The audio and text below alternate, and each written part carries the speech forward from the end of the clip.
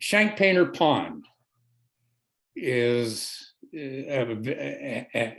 very important in my life. That's the big 50-acre pond that's sort of at the northwest end of Provincetown.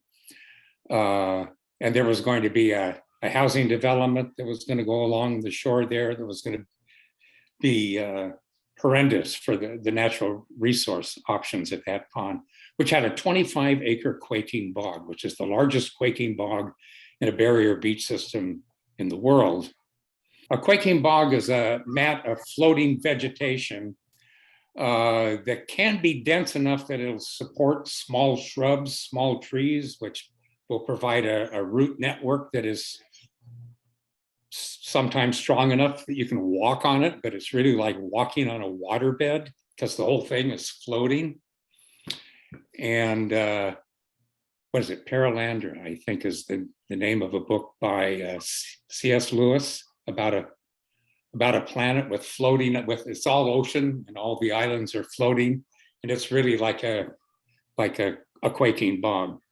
Anyway, so I went out on this bog looking for this rare plant, which happened to be an orchid, and I was surprised that there were rare orchids around. That there were actually more than 20 orchids native to Cape Cod. And that just blew my mind, and I thought, wow, that's really fascinating. So I got interested in wildflowers, started identifying them. And I said to myself, no one's going to take me seriously unless I learn how to identify the grasses, sedges, and rushes.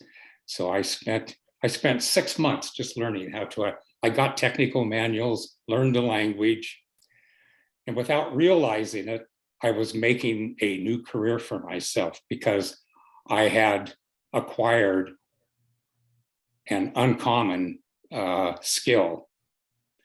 People who can identify grasses, sedges, and rushes are in high demand when you're doing surveys for natural diversity, biodiversity, rarity. They tend, if you look at a state's rare list, you know, the species that states are tracking because the plants are rare, a third of those plants are going to be grasses and sedges. They account for a lot. So it's important to be able to identify them. That's what got me the job in North Carolina. And we stopped the development around Shank Painter Pond. We rediscovered that orchid.